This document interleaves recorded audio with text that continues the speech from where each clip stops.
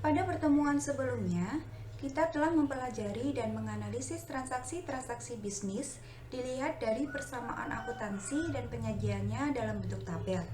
Penyajian dalam bentuk seperti itu menjadi sangat tidak praktis, mahal, dan memakan banyak waktu ketika perusahaan memiliki banyak akun dan transaksi.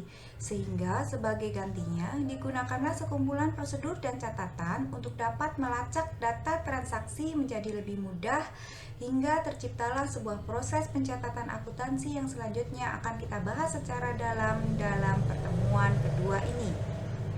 Setelah mempelajari bab ini, kita diharapkan mampu menjelaskan arti akun dan bagaimana akun dapat membantu proses pencatatan, mendefinisikan debit dan kredit serta menjelaskan penggunaannya dalam pencatatan transaksi bisnis, mengidentifikasi langkah-langkah dasar dalam proses pencatatan, menjelaskan arti jurnal dan bagaimana jurnal dapat membantu proses pencatatan, menjelaskan arti akun, buku besar dan bagaimana buku besar dapat membantu proses pencatatan, menjelaskan arti pemindah bukuan atau posting dan bagaimana proses ini dapat membantu proses pencatatan, serta menyiapkan neraca saldo dan menjelaskan kegunaannya.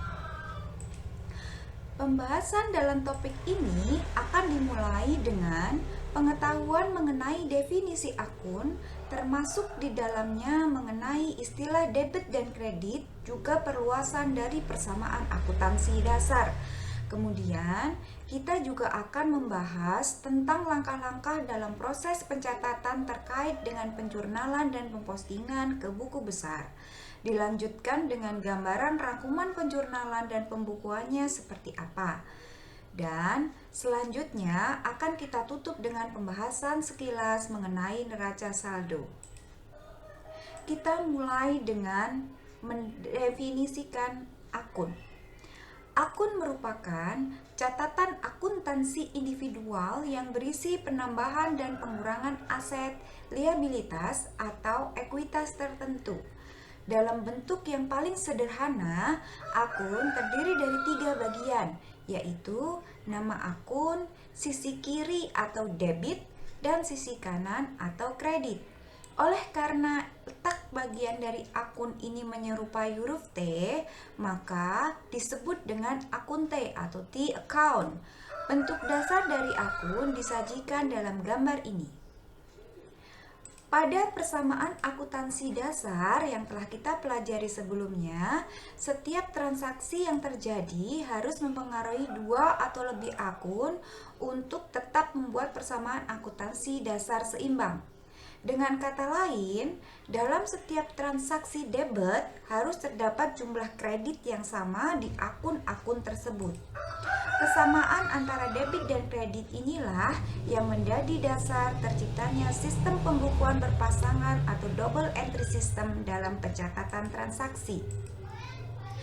Pada dasarnya, istilah debit menunjukkan sisi kiri, sedangkan kredit menunjukkan sisi kanan. Sehingga kita memasukkan jumlah ke sisi kiri mendebet akun, sedangkan ketika kita memasukkan jumlah ke sisi kanan disebut sebagai mengkredit akun. Ini merupakan aturan baku yang sudah menjadi kebiasaan dalam akuntansi. Ketika total kedua sisi dibandingkan, suatu akun akan memiliki saldo debit jika total jumlah debit melebihi jumlah kredit, seperti tampak pada gambar berikut. Sedangkan suatu akun akan dikatakan memiliki saldo kredit ketika jumlah kredit melebihi jumlah debit. Kita tahu bahwa kedua sisi pada persamaan akuntansi dasar harus sama jumlahnya, atau dengan kata lain jumlah aset harus sama dengan jumlah liabilities dan ekuitas yang dimiliki perusahaan. Artinya, ketika posisi aset dan liabilitas atau kewajiban yang berseberangan, maka kenaikan dan penurunan pada aset dan kewajiban harus dicatat berlawanan satu sama lain. Kenaikan aset dimasukkan pada sisi kiri dan penurunan aset dimasukkan pada sisi kanan. Maka kenaikan dari kewajiban harus diletakkan di sisi kanan atau kredit, dan penurunan kewajiban diletakkan di sisi kiri atau debit. Pengaruh debit dan kredit pada aset dan kewajiban dapat dirangkum sebagai berikut. Saldo normal akun adalah sisi di mana kenaikan akun tersebut dicatat. Jadi, akun aset normalnya akan menunjukkan saldo debit, sedangkan kewajiban akan menunjukkan saldo kredit. Seperti yang sudah kita bahas pada pertemuan sebelumnya, bahwa ekuitas pemilik akan mengalami kenaikan ketika adanya investasi pemilik dan pendapatan, dan ekuitas tersebut akan mengalami penurunan akibat penarikan oleh pemilik dan beban. Oleh karena itu, setiap penerbitan modal saham dan pendapatan yang diperoleh oleh perusahaan akan meningkatkan ekuitas di sisi kredit, sedangkan dividen dan beban mengurangi ekuitas dan dicatat di sisi debit. Hal ini ditampilkan pada slide berikut.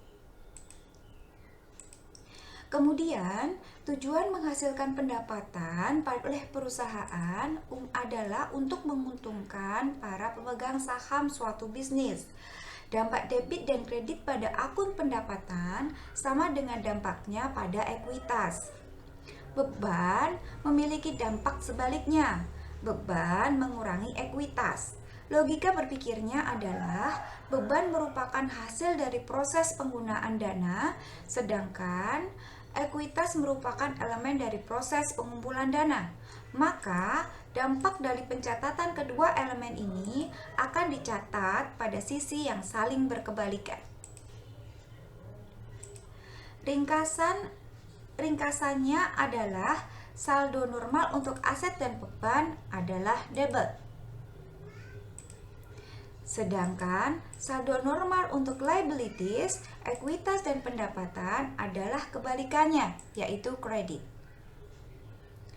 Pengetahuan dan pemahaman terkait aset, liabilities, dan ekuitas selanjutnya akan memudahkan akuntan untuk menyusun laporan perubahan posisi keuangan atau laporan neraca. Sedangkan pemahaman mengenai perlakuan pencatatan terhadap pendapatan dan beban akan membantu akuntan untuk membuat laporan laba rugi. Rangkuman terhadap kenaikan atau penurunan akun-akun tersebut terhadap catatan akuntansi ditunjukkan dalam gambar berikut.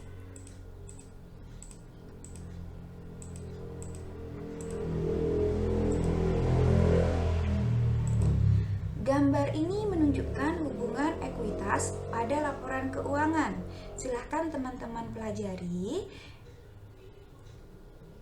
Di sini ada laporan posisi keuangan, laporan laba rugi, dan laporan saldo laba atau perubahan modal. Bagaimana hubungan modal terhadap laporan keuangan? Semua ditampilkan dalam slide ini.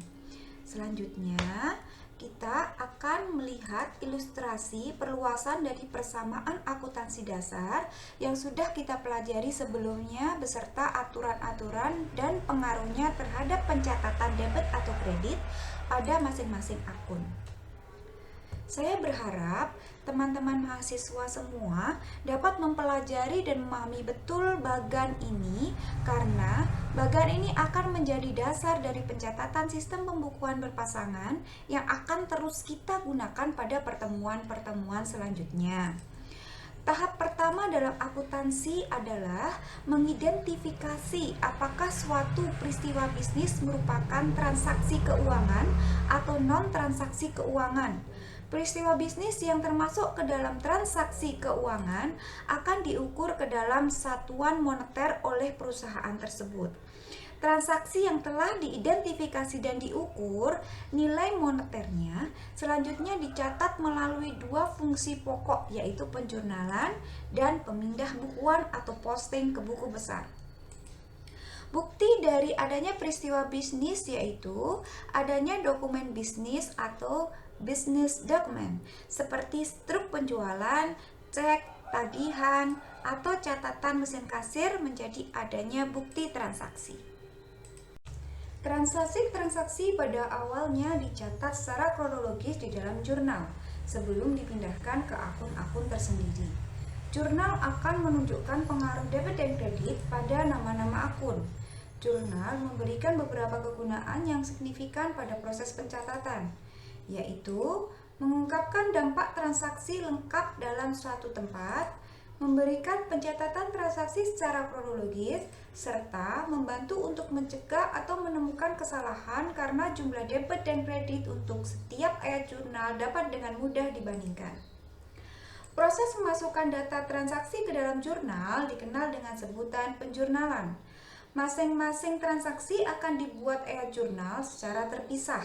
Satu ayat yang lengkap terdiri atas tanggal transaksi, akun dan jumlah yang didebet dan dikredit, serta suatu penjelasan singkat atas transaksi tersebut. Untuk lebih mudah dalam memahaminya, mari kita bahas dengan menggunakan contoh kasus berikut. Pada tanggal 1 September, para pemegang saham menginvestasikan uang tunai sebesar $15.000 ke dalam perusahaan. Kemudian, dari perolehan dana tersebut, perusahaan membeli peralatan komputer secara tunai sebesar $7.000. Transaksi itu, jika dicatat dalam jurnal, akan tampak sebagai berikut. Yang pertama adalah pada kolom tanggal ada tanggal transaksi. Tanggal yang dimasukkan sebaiknya meliputi tahun dan bulan serta tanggal transaksi. Nama akun debit dimasukkan pertama kali di sisi paling kiri dari kolom yang berjudul judul akun dan keterangan. Dan jumlah yang didebet dimasukkan di kolom debit. Nama akun kredit dicatat agak menjorok ke dalam dan dimasukkan ke baris berikutnya pada kolom yang berjudul judul akun dan keterangan. Serta jumlah kredit dicatat dalam kolom kredit. Penjelasan singkat ini merupakan penjelasan atas transaksi yang ditulis pada baris di bawah nama akun kredit. Kemudian, kita sisakan spasi di antara ayat-ayat jurnal. Tujuan dari spasi ini adalah untuk memisahkan masing-masing ayat jurnal dan membuat keseluruhan jurnal dapat dibaca dengan lebih mudah. Adanya kolom referensi pada umumnya saat pertama kali ayat jurnal itu dibuat, biasanya kosong. Kolom ini hanya akan digunakan nantinya ketika ayat jurnal dipindahkan ke akun-akun buku besar. Hal ini dilakukan untuk menunjukkan apakah jumlah dari ayat jurnal tersebut telah dipindahkan. Pada saat penjurnalan, kita akan menjumpai dan melakukan pencatatan secara simple entry atau ayat jurnal sederhana, ataupun common entry atau ayat jurnal gabungan. Jika ayat jurnal hanya melibatkan dua akun, yaitu satu debit dan satu kredit seperti pada slide sebelumnya, maka ayat jurnal tersebut disebut ayat jurnal sederhana. Akan tetapi, beberapa transaksi membutuhkan lebih dari dua akun dalam penjurnalan. Ketika dibutuhkan 3 atau lebih akun dalam satu ayat jurnal, maka ayat tersebut dinamakan ayat jurnal gabungan. Ilustrasinya adalah sebagai berikut. Pada tanggal 1 Juli, Disney Company membeli truk pengangkutan seharga $420.000. Perusahaan ini membayar tunai sebesar $240.000 sekarang dan setuju untuk membayar sisanya $180.000 kemudian. Maka ayat jurnal gabungannya adalah sebagai berikut. Dalam ayat jurnal gabungan ini, total jumlah debit, kolom debit, harus sama dengan jumlah yang ada di kolom kredit. Ketika semua transaksi keuangan sudah di jurnal, maka selanjutnya adalah mempostingnya ke buku besar. Setiap perusahaan dapat menggunakan berbagai buku besar, tetapi umumnya mereka memiliki satu buku besar umum. Buku besar umum atau general ledger berisi semua kelompok akun yang dikelola oleh perusahaan. Buku besar umum memuat seluruh akun-akun aset, kewajiban, dan ekuitas pemilik seperti yang ditunjukkan pada gambar berikut. Umumnya, buku besar disusun sesuai penyajiannya dalam laporan keuangan, mulai dari akun neraca, kemudian baru ke akun laporan laba rugi. Pada gambar ini menunjukkan bentuk akun standar yang digunakan dalam buku besar. Bentuk ini sering disebut bentuk akun 3 kolom karena terdapat 3 kolom uang, yaitu debit, kredit, dan saldo. Setelah kolom akun tersebut kita buat, maka langkah selanjutnya dalam membuat buku besar adalah melakukan pemindahan ayat-ayat jurnal ke akun buku besar yang kita sebut dengan posting. Ilustrasi langkah-langkah pembukuan dapat kita lihat dari gambar berikut. Seperti apa yang sudah saya sampaikan sebelumnya, kolom referensi digunakan untuk menunjukkan bahwa ayat-ayat jurnal tersebut telah dibukukan. Kolom referensi ini ya. Kolom ini juga menunjukkan halaman jurnal asal transaksi tersebut dibukukan.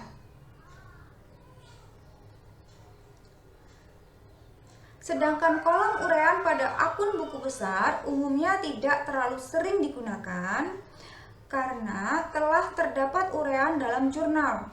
Kolom ini hanya digunakan ketika dibutuhkan suatu analisis atas aktivitas akun. Selanjutnya, kita akan membahas mengenai penomoran pada akun. Pada umumnya, penomoran akun tergantung pada jumlah dan rincian akun yang digunakan oleh perusahaan. Oleh karena itu, jumlah dan jenis akun yang digunakan akan berbeda-beda untuk setiap perusahaan. Daftar ini berisi akun-akun dan nomornya untuk mengetahui lokasinya di buku besar. Sistem penomoran akun biasanya diawali dengan akun-akun yang ada pada laporan posisi keuangan atau neraca, diikuti dengan akun-akun yang ada pada laporan laba rugi. Mulai slide ini sampai beberapa slide selanjutnya, saya akan menunjukkan beberapa langkah dasar dalam proses pencatatan dengan menggunakan transaksi-transaksi dari Pioneer Advertising Agency pada bulan Oktober. Analisis dasar dan analisis debit kredit mendahului penjurnalan dan pembukuan setiap transaksi. Dalam ilustrasi ini, saya menggunakan akun T, bukan akun buku besar standar, dengan tujuan untuk menyederhanakan pencatatan dan memudahkan pemahaman. Saya berharap teman-teman dapat mempelajari analisis transaksi pada ilustrasi tersebut karena semakin teman-teman ahli dalam melakukan analisis transaksi, maka teman-teman akan mampu mengenali dengan cepat pengaruh dari setiap transaksi dalam akun-akun tersebut. Di sini ada 10 slide, nanti silahkan teman-teman pelajari sendiri bagaimana pengaruh dari setiap transaksi yang ada pada akun-akun tersebut. Ya.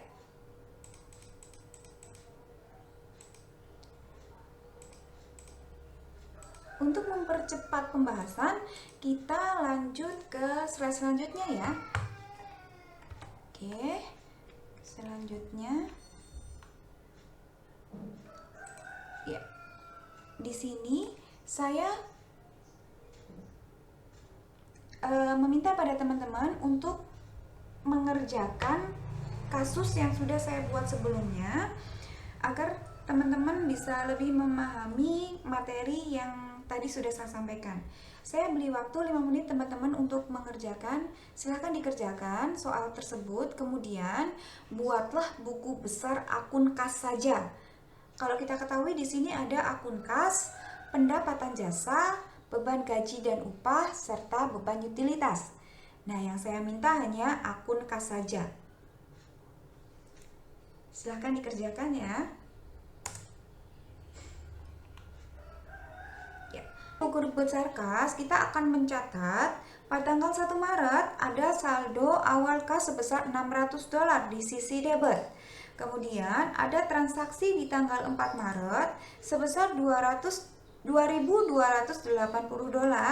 sedangkan transaksi yang mempengaruhi kas keluar pada tanggal 15 Maret sebesar $400. Kemudian ada transaksi kas keluar yaitu dicatat di sisi kredit pada tanggal 19 Maret sebesar $92. Sehingga saldo akhir dari kas pada tanggal 31 Maret yaitu di kolom debit sebesar $2.388. Tahap selanjutnya dalam akuntansi, ketika semua transaksi telah kita identifikasi, kemudian kita jurnal dan kita posting ke buku besar adalah melakukan pencatatan pada neraca saldo. Neraca saldo atau trial balance adalah daftar yang berisi kumpulan seluruh rekening atau perkiraan buku besar disertai dengan saldo masing-masing. Kapan neraca saldo ini dibuat? Neraca saldo umumnya dibuat pada akhir periode, namun bisa juga disiapkan kapan saja jika kita ingin memastikan keseimbangan buku besar. Untuk menyiapkan neraca saldo, setiap akun di buku besar harus ditentukan terlebih dahulu. Lalu, kenapa akuntan perlu membuat neraca saldo? Hal ini dilakukan adalah untuk memastikan bahwa buku besar secara sistematis akurat dan pengertian bahwa jumlah saldo-saldo debit selalu sama dengan saldo-saldo kredit.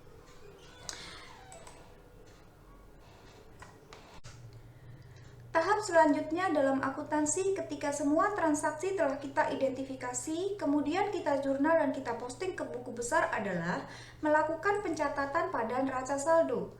Neraca saldo atau trial balance adalah daftar yang berisi kumpulan seluruh rekening atau perkiraan buku besar disertai dengan saldonya masing-masing. Nah, kapan neraca saldo ini dibuat? Neraca saldo umumnya dibuat pada akhir periode, namun juga dapat disiapkan kapan saja jika kita ingin memastikan keseimbangan buku besar. Untuk menyiapkan neraca saldo, saldo tiap akun di buku besar harus ditentukan terlebih dahulu. Lalu, kenapa akuntan perlu membuat neraca saldo? Hal ini dilakukan adalah untuk memastikan bahwa buku besar secara matematis akurat dengan pengertian bahwa saldo debit selalu sama dengan saldo kredit. Untuk lebih memahami bagaimana proses pencatatan saldo akun dari buku besar ke saldo neraca saldo, mari kita cermati ilustrasi berikut. Gambar ini merupakan rincian akun dalam buku besar dari Pioneer Advertising. Perhatikan saldo akhir dari tiap akun di buku besar ini. Saldo akhir inilah yang nantinya akan kita masukkan ke neraca saldo. Neraca saldo disusun di buku besar milik Pioneer Advertising disajikan melalui gambar berikut. Perhatikan bahwa total debit sama dengan total kredit, yaitu sebesar $28.700. Meskipun neraca saldo bisa menjadi pos pemeriksaan untuk mengungkap kesalahan-kesalahan tertentu sebelum akuntan melanjutkan ke tahap selanjutnya, neraca saldo tidak menjamin bebas dari kesalahan. Beberapa kesalahan bisa saja terjadi meskipun kolom debit dan kredit dalam neraca saldo telah sama. Itulah kenapa ketelitian dan ketekunan seorang akuntan menjadi sangat dibutuhkan dalam menjalankan profesinya. Sebagai contoh, neraca saldo tetap dapat seimbang meskipun ada transaksi yang belum dijurnal, jurnal yang benar tidak dipindah bukukan, ayat jurnal dipindahkan 2 kali, atau penjurnalan atau pembukuan di akun yang salah, atau mungkin juga terdapat kesalahan pencetakan atau offsetting error dalam mencatat jumlah suatu transaksi. Lalu, apa yang harus akuntan lakukan ketika neraca saldo yang dibuatnya tidak seimbang? Berikut adalah langkah-langkah koreksi yang bisa dilakukan. Yang pertama, periksa kebenaran penjumlahan kolom-kolom debit dan kredit neraca saldo dengan cara mengadakan penjumlahan ulang. Yang kedua, membandingkan nama-nama akun yang tertulis pada kolom akun di neraca saldo dengan akun-akun yang ada di buku besar. Lalu, periksalah kebenaran penjumlahan sisi debit dan kredit akun-akun di buku besar beserta saldonya. Kemudian, bandingkan semua angka yang ada di buku besar tersebut dengan angka-angka yang tercantum dalam jurnal. Dan perhatikan angka-angka dalam buku besar atau jurnal yang belum diberi tanda. Kemudian yang terakhir adalah periksalah kesamaan jumlah debit dan kredit di dalam jurnal. Alhamdulillah, pembahasan materi kita pada pertemuan kali ini telah selesai. Semoga apa yang telah kita pelajari tadi dapat bermanfaat bagi kita semua. Selanjutnya, agar teman-teman mahasiswa lebih paham aplikatifnya pada kasus, saya akan memberikan tugas kelompok sesuai kelompok yang telah disusun kemarin. Tugas ini silahkan teman-teman kumpulkan maksimal hari Sabtu tanggal 2 Oktober 2021 jam 3 ya. Terima kasih.